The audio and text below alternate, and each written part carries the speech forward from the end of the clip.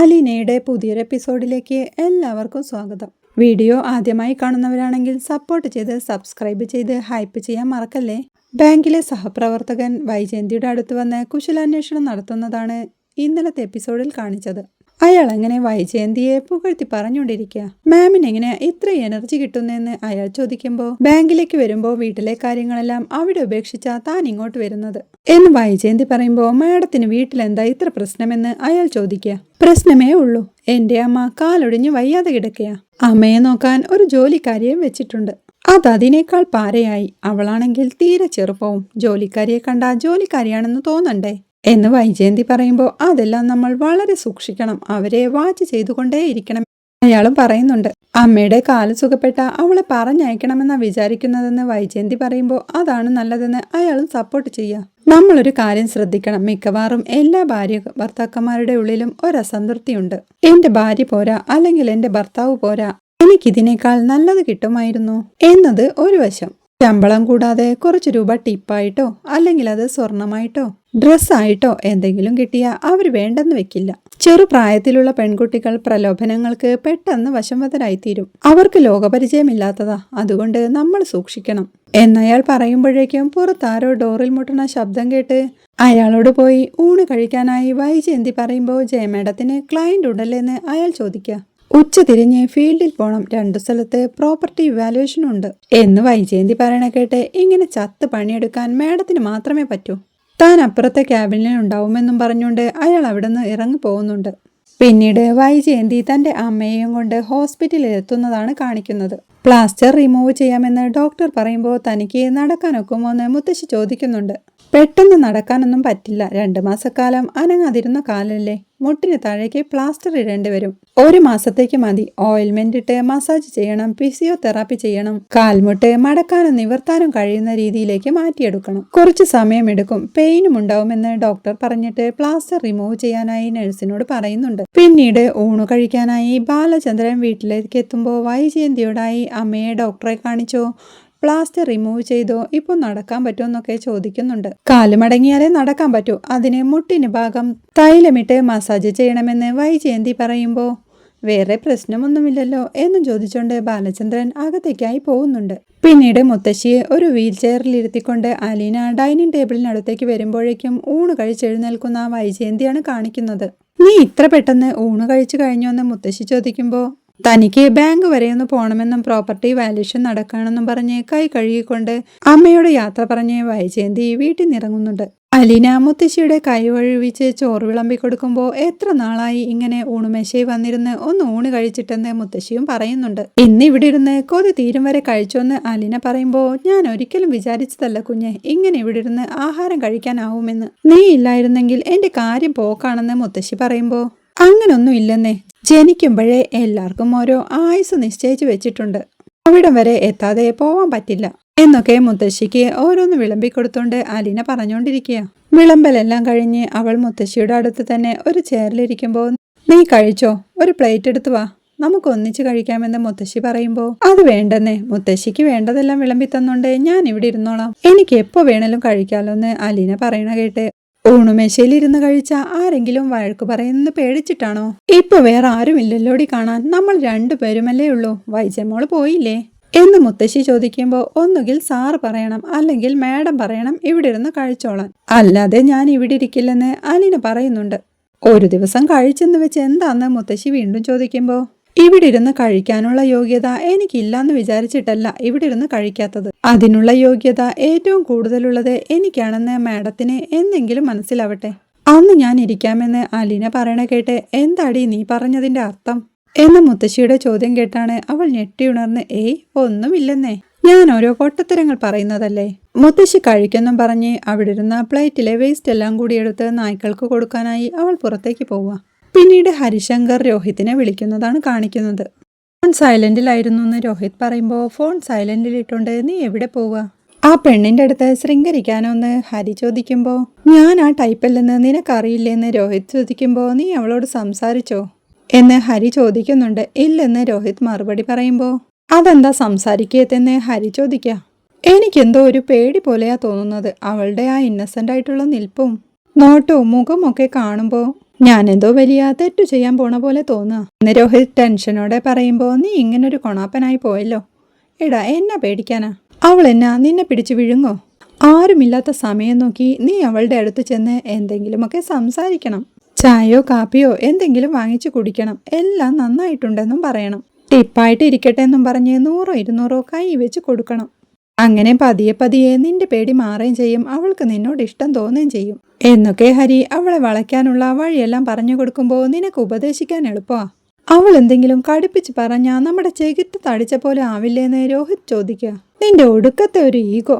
പെണ്ണിന്റെ അടുത്ത് ഈഗോ വെച്ചിരുന്ന ഒരു പട്ടി തിരിഞ്ഞു നോക്കത്തില്ല എന്ന് ഹരി പറയുമ്പോൾ കൊല്ലപ്പള്ളിയിലായിരുന്നില്ലേ അവൾ ഇത്രയും ദിവസം? എന്നിട്ട് നിന്റെ അടുത്ത് എങ്ങനെയായിരുന്നു എന്ന് രോഹിത് ചോദിക്കുന്നുണ്ട്. അത് ഫോണിൽ പറഞ്ഞാൽ ശരിയാവത്തില്ല. ഞാനൊരു ദിവസം അങ്ങോട്ട് വരാം. അപ്പോൾ എല്ലാം ഡീറ്റെയിൽഡായിട്ട് പറയാം. എന്നാൽ നാളെ തന്നെ വന്ന് രോഹിത് പറയുമ്പോൾ ഇവിടെ ആരുമില്ല.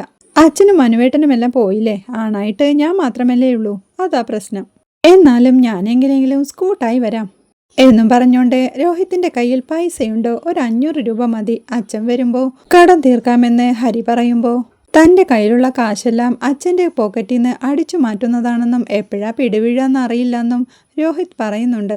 ഇവിടെ അച്ഛനെ ഭയങ്കര ഓർമ്മയാ. എന്നെ കുറച്ചോണ്ടാ പൈസ കൊണ്ട് നടക്കുന്നേ.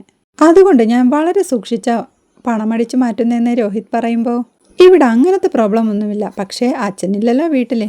വല്ലപ്പോഴും ലീവിന് വരുമ്പോഴല്ലേ പറ്റൂ എന്നും പറഞ്ഞുകൊണ്ട് ഹരി കോൾ വെക്കാനായി രോഹിത്തിനോട് പറയുന്നുണ്ട്. പിന്നീട് കാണിക്കുന്നത് തന്റെ റൂമിലെ മേശയുടെ ഡ്രോയറിൽ എന്തോ തിരഞ്ഞുകൊണ്ടിരിക്കുന്ന ബാലചന്ദ്രനെയാണ്. എന്താ ബാലചന്ദ്ര വിളിച്ചെന്നും ചോദിച്ചുകൊണ്ട് വൈജയന്തി അങ്ങോട്ട് വരുന്നുണ്ട്. താൻ ഈ മേശയ്ക്കകത്ത് 7300 രൂപ എണ്ണി വെച്ചതാണെന്നും ഇപ്പോൾ 1000 രൂപ കാണുന്നില്ലെന്നും ബാലചന്ദ്രൻ പറയുമ്പോൾ വൈജയന്തി വന്ന് കാശ് എണ്ണി നോക്കിക്കൊണ്ട് ഇത് 6300 രൂപയേ ഉള്ളൂ. ഏതായാലും പുറത്തുനിന്നുള്ള കള്ളന്മാരൊന്നുമല്ല. അങ്ങനെയാണെങ്കിൽ അവരിതിന്ന് 1000 എടുത്തിട്ട് ബാക്കി വെച്ച് പോവില്ലല്ലോ എന്ന് വൈജയന്തി പറയുമ്പോഴേക്കും കഴിഞ്ഞ ആഴ്ചയും 500 രൂപ പോയി. ഇതങ്ങനെ അങ്ങ് പോയാൽ ശരിയാവില്ലല്ലോ. നീ ആ രോഹിയെയും ബബിയെയും വിളിച്ചെന്ന് പറയുക. അവരൊന്നും കട്ടെടുക്കത്തില്ല ബാലചന്ദ്ര. എന്തെങ്കിലും ആവശ്യമുണ്ടെങ്കിൽ ചോദിച്ചു വാങ്ങിക്കുമെന്ന് വൈജയന്തി പറയുമ്പോൾ പിന്നെ കാശ് എവിടെ പോയിന്ന് ബാലചന്ദ്രൻ ചോദിക്കുന്നുണ്ട്. ഇത് മിക്കവാറും അലീന തന്നെയാവും എടുത്തത്. മുറി തൂക്കാനും തുടയ്ക്കാനും വരുമ്പോൾ നമ്മളാരും ഇല്ലല്ലോ ഇവിടെ എന്ന് വൈജയന്തി ഉറപ്പിച്ച് പറയുമ്പോൾ നീ വെറുതെ അവളെ സംശയിക്കല്ലേ. കഴിഞ്ഞ തവണ അലീന മോതിരം കട്ടുമെന്ന് പറഞ്ഞ് അവളെ സംശയിച്ചിട്ടെ അവസാനം നമ്മൾ നാറി എന്ന് ബാലചന്ദ്രൻ പറയുമ്പോൾ മോതിരത്തിന്റെ കാര്യത്തിൽ എനിക്കിനിയും സംശയം മാറിയിട്ടില്ല. ഇനിയും സംശയോ? നിന്റെ പേഴ്സിൽ നിന്നല്ലേ കിട്ടിയതെന്ന് ബാലചന്ദ്രൻ ചോദിക്കുമ്പോൾ മോതിരത്തിന്റെ കാര്യത്തിൽ അവൾ പിടിക്കപ്പെടുമെന്ന് ഉറപ്പായപ്പോൾ ആരും കാണാതെ എന്റെ ബാഗിൽ കൊണ്ടുവന്ന് വെച്ചതായിരിക്കും എന്ന് വൈജയന്തി പറയണ കേട്ട് ഓ ഇത്രയും വലിയ വളഞ്ഞ ബുദ്ധി നിനക്ക് മാത്രമേ കിട്ടൂ. സമ്മതിച്ചു എന്ന് ബാലചന്ദ്രൻ കളിയാക്കുമ്പോൾ ബാലചന്ദ്രൻ അവളെ വിളിച്ചൊന്ന് ചോദിച്ചു നോക്ക് പൈസ എടുത്തോന്ന്.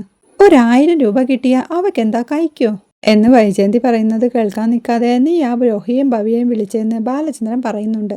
അച്ഛന്റെ വിളി കേട്ട് രോഹിത് പുറത്തേക്ക് വരുന്നുണ്ടെങ്കിലും മുകളിൽ നിന്ന് നോക്കി പെട്ടെന്ന് തന്നെ പേടിയോടെ റൂമിനുള്ളിലേക്ക് പോവുക. ബബിത അപ്പോഴേക്കും ബാലചന്ദ്രന്റെ അടുത്തെത്തുമ്പോൾ നീ എൻ്റെ പേഴ്സിൽ നിന്ന് 1000 രൂപ എടുത്തോ? എടുത്തെങ്കിൽ എന്തിനാന്ന് പറഞ്ഞാൽ മതി എന്ന് ബാലചന്ദ്രൻ പറയുമ്പോൾ ഞാൻ എടുത്തില്ലെന്ന് അവൾ പറയുന്നുണ്ട്. വീണ്ടും രോഹിത്തിനെ വിളിക്കുമ്പോൾ രോഹിത് സ്റ്റെയർ കേസിന്റെ അവിടേക്ക് വരുമ്പോൾ നീ എൻ്റെ 1000 രൂപ എടുത്തോന്ന് ബാലചന്ദ്രൻ വിളിച്ചു ചോദിക്കുന്നുണ്ട്. ഞാൻ എടുത്തില്ലെന്ന് രോഹിത് ഒരു കൂസലുമില്ലാതെ പറയുമ്പോൾ പൈസ എടുക്കുമ്പോൾ ചോദിച്ചിട്ടെടുക്കണമെന്ന് നിന്നോട് എത്ര തവണ ഞാൻ പറഞ്ഞിട്ടുണ്ടെന്ന് ബാലചന്ദ്രൻ ചോദിക്കുന്നുണ്ട്. താൻ അത് എടുത്തിട്ടില്ലെന്ന് രോഹിത് വീണ്ടും ഉറപ്പിച്ച് പറയുമ്പോൾ പിന്നെ ആ ക്യാഷ് എവിടെ പോയി? കാറ്റ് വന്നപ്പോൾ പറന്നുപോയോ എന്ന് ബാലചന്ദ്രൻ ദേഷ്യപ്പെടണ കണ്ട് അച്ഛൻ എന്താ കൃഷ്ണമോളോട് ചോദിക്കാത്തെന്ന് ബബിത ചോദിക്കുക. അവൾ എടുക്കില്ല, അത് തനിക്ക് ഉറപ്പാണെന്ന് ബാലചന്ദ്രൻ പറയുമ്പോഴേക്കും എന്തായാലും പുറത്തുനിന്നുള്ള കള്ളനാവില്ല എടുത്തത്. വീട്ടിനകത്തുള്ള കള്ളനോ കള്ളിയോ ആണ് എന്നൊക്കെ അലീനയെ കുറ്റക്കാരിയാക്കാൻ ശ്രമിച്ചുകൊണ്ട് വൈജയന്തി ബാലചന്ദ്രനോടായി പറയുന്നുണ്ടെങ്കിലും ബാലചന്ദ്രൻ അതൊന്നും മൈൻഡ് ചെയ്യാതെ അകത്തേക്കായി പോവുക. അടുക്കളയിൽ തേങ്ങ ചിരവിക്കൊണ്ടിരിക്കുന്ന അലീനയുടെ അടുത്തേക്കായി വൈജയന്തി ചെന്ന് നിനക്ക് പൈസയ്ക്ക് അത്യാവശ്യം വല്ലതും ഉണ്ടോയെന്ന് ചോദിക്കുമ്പോൾ അലീന അമ്പരപ്പോടെ അവരെ നോക്കിക്കൊണ്ട് ഇല്ലെന്ന് പറയുക. ആരോടെങ്കിലും കട വാങ്ങിയ പൈസ വല്ലതും അയച്ചു കൊടുക്കാനുണ്ടോ? അത്യാവശ്യമാണെങ്കിൽ തരാം എന്ന് വൈജയന്തി വീണ്ടും ചോദിക്കുമ്പോൾ താൻ ആരോടും പൈസ കടം വാങ്ങിച്ചിട്ടില്ലെന്ന് അലീന പറയുന്നുണ്ട്. ഡ്രസ്സ് എടുക്കാൻ പൈസ വേണോ? വേണ്ടെന്ന് അലീന പറയുമ്പോൾ നിനക്ക് അത്യാവശ്യത്തിന് പൈസ വേണമെങ്കിൽ നീ എന്നാ ചെയ്യും? ഞാനും ബാലചന്ദ്രനും ഇവിടെ ഇല്ലാത്തപ്പോൾ നിനക്ക് പെട്ടെന്ന് ഹോസ്പിറ്റലിൽ പോകണമെന്ന് വിചാരിക്കുക.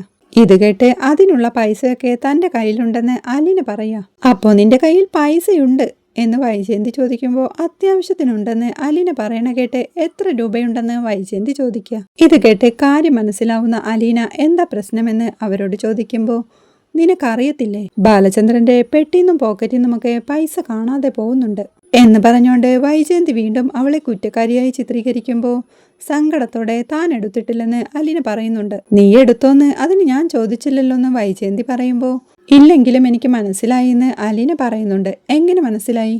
പൈസ എടുക്കാത്ത നിനക്ക് ചോദിക്കണം മുന്നേ കാര്യം പിടികിട്ടിയല്ലോ. അതെങ്ങനെയാന്ന് വൈജയന്തി വീണ്ടും ചോദിക്കുമ്പോൾ എനിക്കറിയാം മാഡം എന്താ ഉദ്ദേശിക്കുന്നതെന്ന് എന്നുള്ള അലീനയുടെ മറുപടി കേട്ട് നീ അങ്ങനെ എൻ്റെ മനസ്സിൽ കയറി കോപ്പി എടുക്കാമെന്നൊന്നും വിചാരിക്കണ്ട. പൈസ എടുത്തെങ്കിൽ നീ അതങ്ങ് സമ്മതിച്ചേക്ക്. ഞങ്ങൾ വലിയ പ്രശ്നമൊന്നും ആക്കുന്നില്ല. എന്തെങ്കിലും അത്യാവശ്യത്തിനെടുത്തതായിരിക്കുമല്ലോ എന്നവർ പറയുമ്പോൾ തനിക്ക് അത്യാവശ്യമൊന്നുമില്ലെന്നും ഉണ്ടെങ്കിൽ തന്റെ ശമ്പളത്തിൽ നിന്ന് ചോദിച്ചു വാങ്ങിക്കുമെന്നും അന്യന്റെ മുതൽ കട്ടെടുക്കാൻ നോക്കത്തില്ലെന്നും അലീന പറയുമ്പോൾ ആ ക്യാഷ് പിന്നെ എവിടെ പോയി? ഈ വീട്ടിൽ വേറെ ആരും വന്നിട്ടില്ലെന്ന് വൈജയന്തി പറയുമ്പോൾ മാഡത്തിന്റെ മക്കളാരെങ്കിലും എടുത്തതായിരിക്കുമെന്ന് അലീന പറയുന്നുണ്ട്. ഇത് കേട്ട് ദേഷ്യത്തോടെ എന്റെ മക്കളാരും എടുത്തിട്ടില്ല. അവരെ കള്ളനും കള്ളികളുമാക്കാൻ നോക്കരുത്. നിന്നെപ്പോലെ തന്തയും തള്ളയും ഇല്ലാത്തവരല്ല അവര്. ഒരാവശ്യം വന്ന് അവർക്ക് ചോദിക്കാനേ അച്ഛനും അമ്മയും ഉണ്ട്. കട്ടെടുക്കണ്ട ഒരാവശ്യവും ഇല്ല എന്ന് പറഞ്ഞ് അവളെ ദേഷ്യത്തോടെ നോക്കുമ്പോൾ തിരിച്ചൊന്നും പറയാൻ കഴിയാതെ അവൾ സങ്കടത്തോടെ നിന്ന് തേങ്ങ ചിരവിക്കൊണ്ടിരിക്കുക. പിന്നീട് മുകൾ നിലയിലെത്തി അലീന ടെറസിന് മുകളിലേക്ക് തുണിയെടുക്കാനായി പോകുന്നത് രോഹിത് കാണുന്നുണ്ട്.